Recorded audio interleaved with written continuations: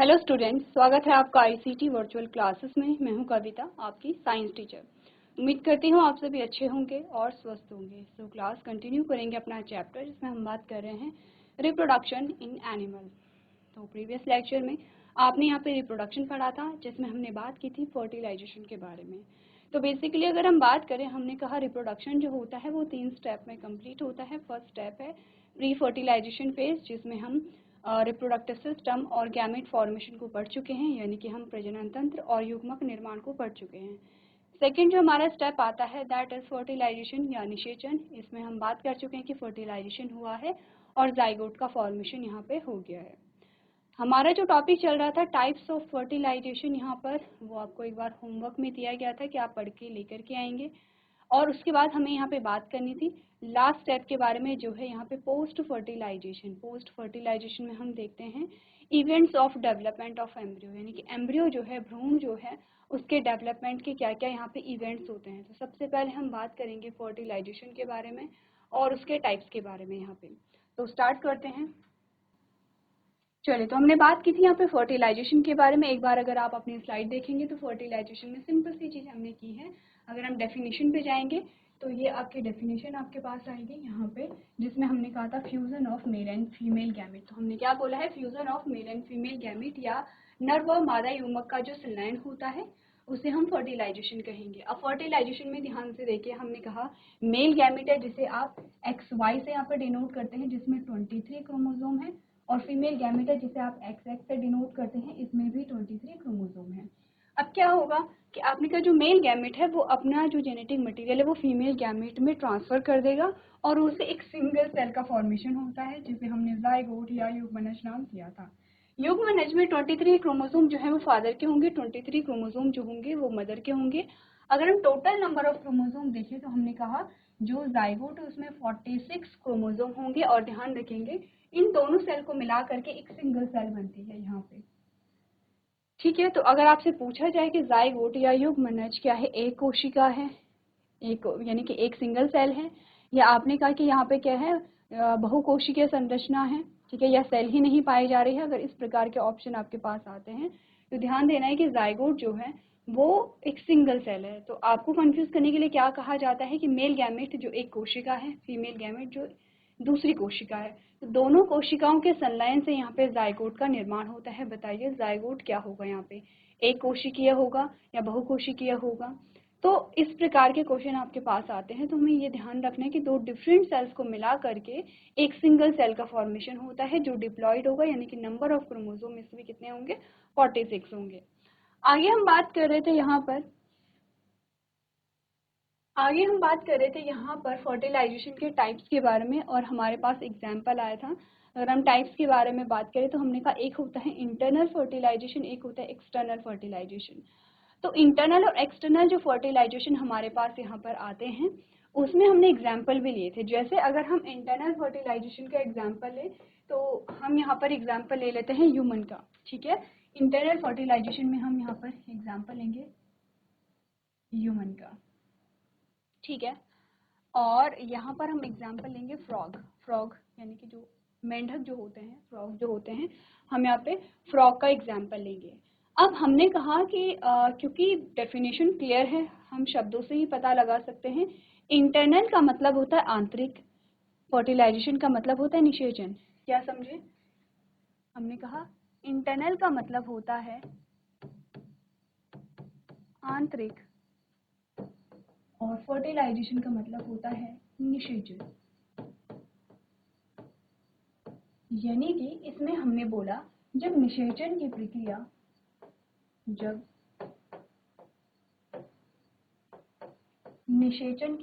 शरीर के अंदर होती है,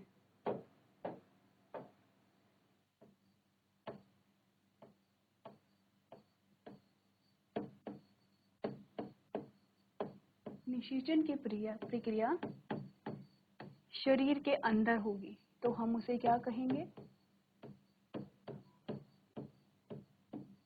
आंतरिक निषेचन कहते हैं। ठीक है, अगर हम बात करें एक्सटर्नल की,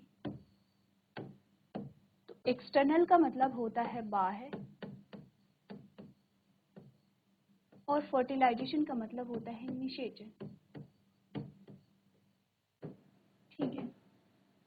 बाह्य निषेचन का सिंपल सा मतलब है कि जब निषेचन की प्रक्रिया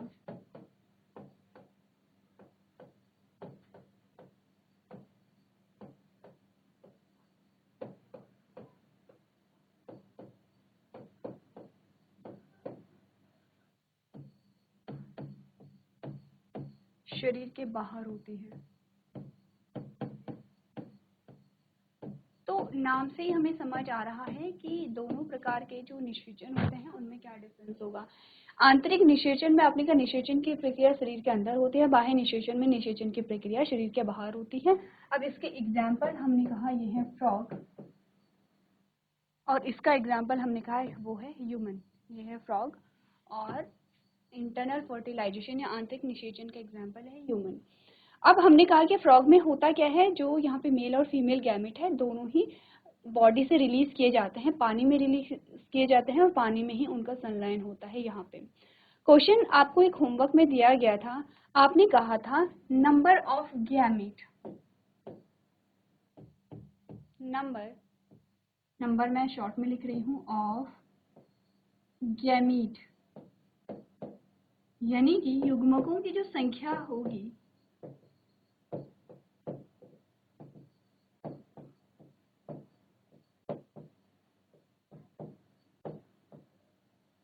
ठीक है, युग्मकों की जो संख्या होगी वो किस में ज्यादा होगी, यानी कि इंटरनल फर्टिलाइजेशन में ज्यादा युग्मक बनेंगे या एक्सटर्नल फर्टिलाइजेशन में ज्यादा युग्मक बनेंगे।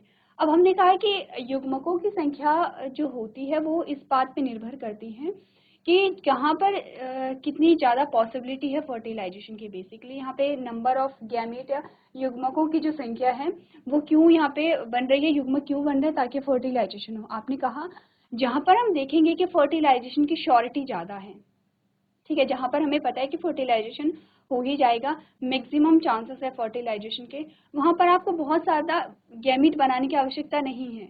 ठीक है, यहाँ पे क्या है, बहुत ज़्यादा गैमेट बनाने की आवश्यकता नहीं होगी, क्योंकि हमें पता है कि फर्टिलाइजेशन हो ही जाना है। लेकिन जहाँ पर फर्टिलाइजेशन की पॉसिबिलिटी बहुत कम होती है वहाँ पर नंबर ऑफ गैमेट ज़्यादा बनाने पड़ेंगे, ताकि कोई तो गैमेट ऐसा हो जिसमें जो फ्यूज़ हो जाए यहाँ पर और जिसमें फर्टिलाइजेशन के प्रोसेस हो जाए। ये सेम वैसा ही है जैसे जब हमने पढ़ा था यहाँ पे प्लांट्स में, आपने पढ़ा था रिप्रोडक्शन को, क्लास 7th में आपके पास एक चैप्टर आया था रिप्रोडक्शन इन प्लांट्स। आपने प्लांट्स में रिप्रोडक्शन पढ़ा था और वहाँ पर आपने पॉलिनेशन की प्रोसेस पढ़ी थी। पॉलिनेशन का मतलब क्या होता है कि जो मेल गैमेट है वो ट्रैवल करके फीमेल पार्ट में जाता है, यानी कि पिस्टल में जाएगा और वहाँ से फीमेल गैमेट के साथ फ्यूज होकर के आपने कहा यहाँ पे क्या होगा, फर्टिलाइजेशन होगा।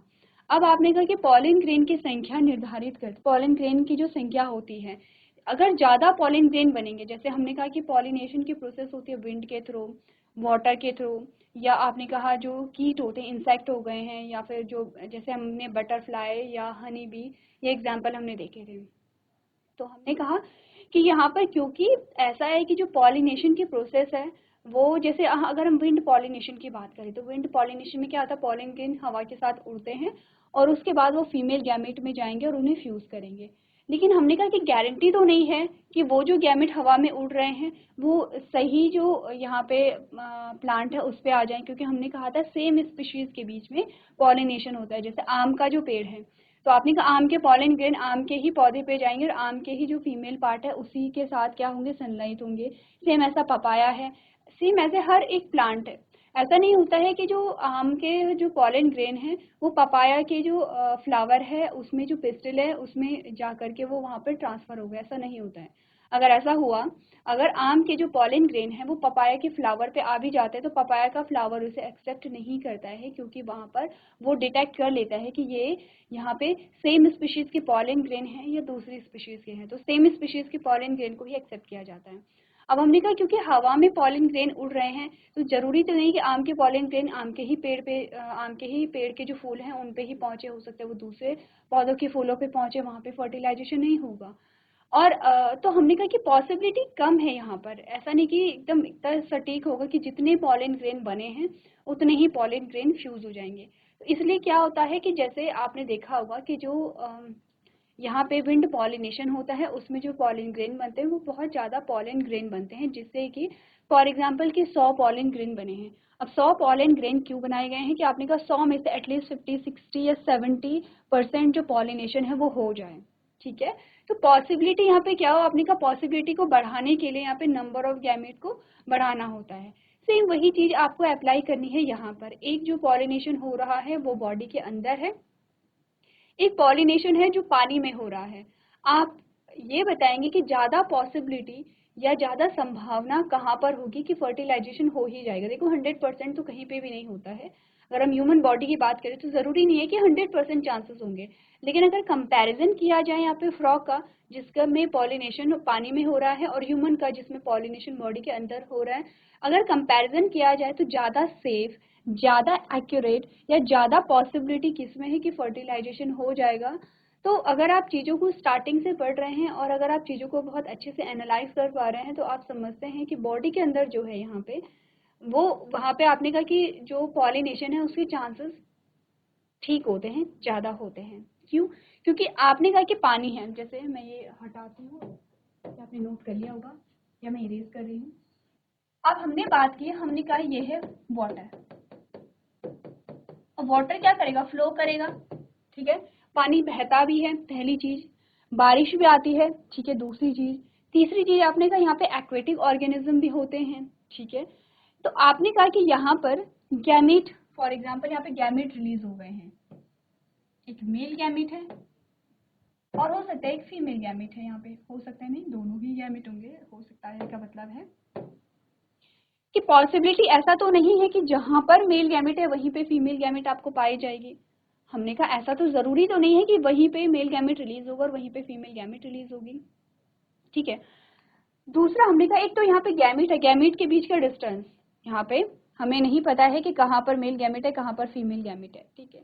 हो सकता है कि बह करके ये जो फीमेल गैमेट है ये मेल गैमेट के पास आ जाए, या ये जो मेल गैमेट है ये फीमेल गैमेट के पास आ जाए बह करके। लेकिन ये भी तो हो सकता है कि बह करके ये सीधे आगे निकल जाए, या बह करके ये सीधे आगे निकल जाए, ये भी तो हो सकता है। दूसरा हमने कहा जब बारिश आती है, बहुत हैवी रेन यहाँ पर अगर गिरेगी, तो जब रेनफॉल होगा तो हमने कहा हो सकता है कि पानी से ये जो गैमेट है ये डिस्ट्रॉय हो जाए। आपने कहा क्योंकि गैमेट क्या एक सिंगल सेल होगी, ठीक है, जो बहुत ज्यादा कैसी होगी, डेलिकेट होगी। हो सकता है पानी की बूंदों से ये डिस्ट्रॉय हो जाए, हो सकता है जलीय जीव इसे खा जाए, हो सकता है कि ये जो दोनों गैमेट है ये आपस में कभी आमने सामने कभी आ ही ना पाए और ये जो गैमेट है ये ऐसे ही डिस्ट्रॉय हो जाए। बहुत सारे ऐसे फैक्टर हैं जो यहाँ पर फर्टिलाइजेशन के प्रोसेस को रोक सकते हैं। तो यहाँ पर पॉसिबिलिटी अगर देखी जाए तो कम होती है फर्टिलाइजेशन की as compare to human body. अब ह्यूमन बॉडी में हमने क्या बोला है, ह्यूमन बॉडी में हमने क्या बोला है, ठीक है, ये है। अब हमने कहा यहाँ पर ये निश्चित बात है कि यहाँ पर जो फीमेल गैमेट होगी वो यहाँ पर आएगी, ठीक है, ये डेफिनेट प्रोसेस है, ऐसा यहीं पे देखते हैं,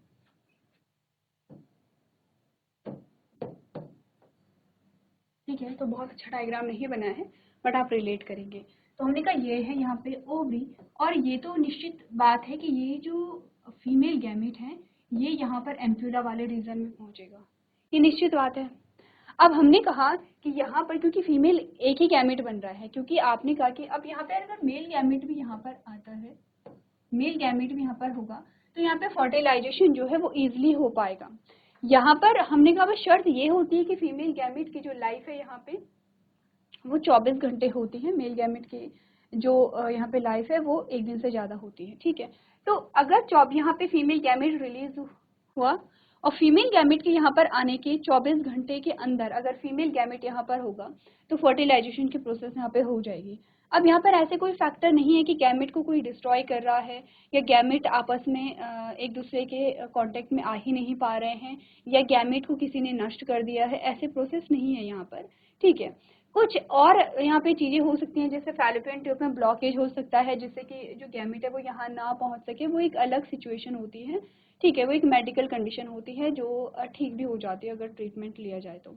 तो आपने कहा कि आप कंपेयर कीजिए कि एक जो फर्टिलाइजेशन की प्रोसेस है जो पानी में होनी है और एक है जो शरीर के अंदर होनी है। तो दोनों में अगर हम कंपैरिजन करें कि ज़्यादा चांसेस किसके होंगे सर्वाइवल के, या सर्वाइवल से पहले ज़्यादा चांसेस किसके होंगे फर्टिलाइजेशन के। जैसे यहाँ पे फर्टिलाइजेशन हो भी गया, ठीक है, चलो मानो फर्टिलाइजेशन हो भी गया है। अब ज़रूरी नहीं है कि वो जो आपने कहा कि वो जो लार्वल स्टेज होगी वो यहाँ पे डेवलप हो पाएगा, क्योंकि हो सकता है कि जो यहाँ पे एक्वेटिक एनिमल होंगे। अब एक्वेटिक एनिमल का फूड क्या होता है, यही तो होता है कि अपने से छोटे जो ऑर्गेनिज्म होते हैं उन्हें वो क्या करते हैं, खाते हैं। तो हमने कहा कि यहाँ पर फर्टिलाइजेशन के और सर्वाइवल के चांसेस कम हैं। यहाँ पर अगर फर्टिलाइजेशन हो जाता है, सारी चीज़ें ठीक स्मूथली चल रही हैं, तो यहाँ पे क्या होगी, आपने कहा एम्ब्रियो का फॉर्मेशन होगा, एम्ब्रियो फीटस में होगा और इससे क्या होगा, जो न्यू बॉर्न है उसका जन्म होगा। तो हम सीधा सीधा ये कह सकते हैं कि इंटरनल फर्टिलाइजेशन ज़्यादा सेफ है यहाँ पे as compare to external fertilization. तो हमने कहा कि नंबर ऑफ गैमीट पे बात आई थी, हम बात कर रहे थे नंबर ऑफ गैमीट के। जैसे कि आप यहाँ पे देख रहे हैं सिर्फ एक ही फीमेल गैमीट यहाँ पर बनती है, लेकिन यहाँ पे बहुत सारे एग होंगे। एग यानी कि फीमेल गैमीट, बहुत सारे एग यहाँ पर होंगे। क्यों? क्योंकि हमने कहा कि ठीक है, माना फॉर एग्जाम्पल हमने कहा 50 एग्स यहाँ पर हैं, तो हमने कहा ऐसा नहीं होगा। अगर 50 एग होंगे उनमें से कोई तो ऐसा एग होगा जिसमें फर्टिलाइजेशन की प्रोसेस हो जाएगी। अगर यहाँ पे एक या दो ही एग होते हैं तो आपने कहा कि उनके जो फर्टिलाइजेशन के चांसेस हैं वो हो भी सकता है, लेकिन वो नहीं भी हो सकता है। 100% चांसेस हो भी सकते हैं, 100% चांसेस नहीं भी हो सकते हैं, क्योंकि हमने कहा कि यहाँ पर कम गैमीट हैं और बहुत सारे यहाँ पे क्या है, फैक्टर हैं जो यहाँ पे डिस्टर्ब करते हैं फर्टिलाइजेशन के प्रोसेस को। इसीलिए यहाँ पर नंबर ऑफ गैमीट ज़्यादा होता है। जैसे कि हमने कहा कि यहाँ पे 50 एग हैं, तो 50 एग में से एटलीस्ट आपने कहा 10, 20, 30, 40 जितने भी यहाँ पे चांसेस होंगे, एटलीस्ट उनमें यहाँ पे फर्टिलाइजेशन की प्रोसेस हो। तो इसका मतलब होता है कि ऐसा ना हो कि कुछ भी फर्टिलाइजेशन नहीं हुआ, एटलीस्ट एक दो या जितने भी मिनिमम कुछ तो ऐसे एग होंगे जिनमें फर्टिलाइजेशन की प्रोसेस यहाँ पे हो जाएगी। इसीलिए नंबर ऑफ गैमीट जो होते हैं वो एक्सटर्नल फर्टिलाइजेशन में ज़्यादा होते हैं as compare to internal fertilization. Clear है इतनी बात? तो ये सारी चीजें हमने पढ़ ली हैं। अब हम बात करते हैं इनमें डिफरेंसेस की। तो इंटरनल फर्टिलाइजेशन में बोला गया है the fertilization process takes place inside the female body. जो आंतरिक निषेचन है वो यहाँ पे जो फीमेल की बॉडी के अंदर होता है, and the fertilization process takes place outside the body of the female. आपने कहा जो बाह्य निषेचन है वो फीमेल की बॉडी के बाहर वो प्रोसेस होती है, ठीक है, नॉर्मली पानी में होती है। आपने कहा less number of eggs are produced by such female as there are high chances of survival of the offspring. आपने कहा कि ये जो आंतरिक निषेचन है उसमें जो गैमेट हैं वो कम बनते हैं, क्योंकि वहाँ पे जो फर्टिलाइजेशन है उसके चांसेस हाई होते हैं, और अगर फर्टिलाइजेशन हो गया है तो जो न्यू इंडिविजुअल है उसके सर्वाइवल के चांसेस भी हाई होते हैं। बात करें अगर हम बाह्य निषेचन की, आपने कहा large number of eggs are produced by such female as the chances of survival of the offspring are very low. आपने कहा जो बाह्य निषेचन है उसमें नंबर ऑफ गैमेट ज़्यादा बनते हैं, क्योंकि फर्टिलाइजेशन और न्यू इंडिविजुअल के सर्वाइवल के चांसेस बहुत कम होते हैं।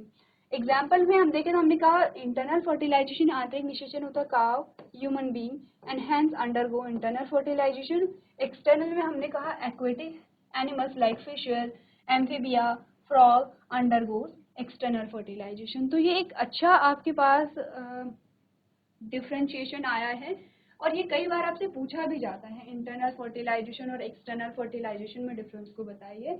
ये काफ़ी बार आपसे पूछा भी गया है, तो एक बार आपको क्या करना है, इनके ये जो डिफरेंसेस हैं ये आपको नोट भी करने हैं और आपको समझने भी हैं। इनसे रिलेटेड डायरेक्ट आपके पास डिफ्रेंशिएट करने के लिए भी आते हैं और आपके पास क्वेश्चन भी आते हैं।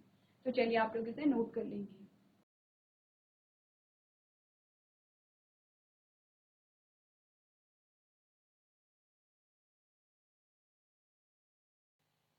चलिए, तो आपने यहाँ पे रीड कर लिया होगा, आगे बढ़ते हैं यहाँ पे। चलिए, अब थोड़ा सा जो एक्सटर्नल फर्टिलाइजेशन है जो हमने फ्रॉग में पढ़ा था वो आपके पास थोड़ा सा डिटेल में आता है, और कुछ नए टर्म्स हमारे पास यहाँ पर आते हैं रिलेटेड टू एक्सटर्नल फर्टिलाइजेशन। तो हेडिंग आपके पास आती है external fertilization in frog and toads. Frog एक एग्जाम्पल लेकर के हम चल रहे हैं।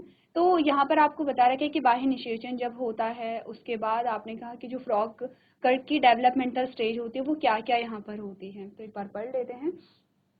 हमने यहाँ पे बात की है, हमने कहा the frog and toads reproduce by laying egg in slow stream और पॉन्ड्स। आपने कहा कि जो स्लो स्ट्रीम का मतलब होता है कि ऐसे जल निकाय, ऐसी वाटर बॉडीज जहाँ पर पानी फ्लो करता है लेकिन धीरे से फ्लो करता है, बहुत हैवी फ्लो ना हो, जहाँ पर या जो तालाब होते हैं वहाँ पर जो फ्रॉग या टोड्स होते हैं वो यहाँ पे एग ले करते हैं या एग या रिलीज करते हैं या गैमेट रिलीज करते हैं। ठीक है, आपके पास क्वेश्चन किसी भी नाम से यहाँ पर आ सकते हैं।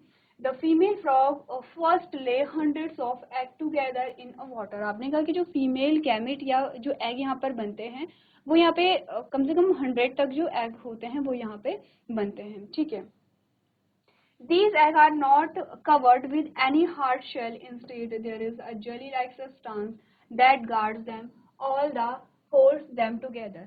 अब आपने कहा यहाँ पर ऐसा नहीं होता है, जैसे एग आपने देखे होंगे कि उनका जो शेल होता है वो हार्ड होता है, वहाँ पर जो फ्रॉग के जो एग होंगे वो इतने हार्ड नहीं होते हैं, उनमें एक जेली लाइक सब्सटेंस होता है जो सारे एग को एक साथ यहाँ पे होल्ड करके रखता है। आप इमेजिन कर सकते हैं यहाँ पे। ठीक है, नेक्स्ट है, as the female frog lay their eggs the male frog deposit the gamete over them. अब क्या होगा, एक बार अगर एग वहाँ पे क्या हो जाते हैं, एग ले हो जाते हैं, एग रिलीज करते हैं, जो फीमेल मेल गैमेट है, मेल गैमेट को वहाँ पे रिलीज किया जाता है। This result in external fertilization when the male gamete come in contact with the female gamete और एग इन द वाटर। आपने कहा जब यहाँ पे क्या होगा, मेल और फीमेल गैमेट का फ्यूजन होगा पानी में, तो इसे हम एक्सटर्नल फर्टिलाइजेशन नाम देंगे।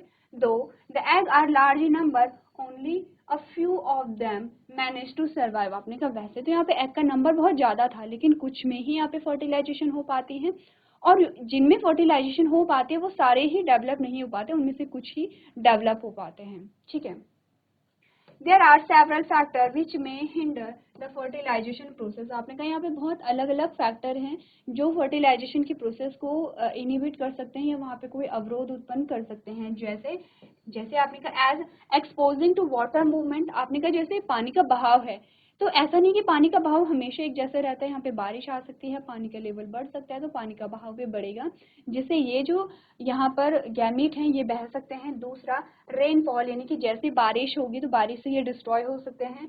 विंड और जो अदर एनिमल होते हैं, अदर एक्वेटिक एनिमल होते हैं, उनके द्वारा भी ये क्या किए जा सकते हैं, खाए जा सकते हैं। ठीक है, क्लियर है ना, ये सारी चीजें हमने बात कर ली थी। अब आपने कहा, ठीक है, अब यहाँ पर एक्सटर्नल फर्टिलाइजेशन में जो फ्रॉग होते हैं, जब यहाँ पे फर्टिलाइजेशन हो जाता है तो लार्वल स्टेज आती है, टैडपोल स्टेज आती है, और उसके बाद फाइनली आपको फ्रॉग मिलता है। तो इसे कहते हैं मेटामॉर्फोसिस। एक शब्द, एक टर्म हमारे पास आएगा, मेटामॉर्फोसिस।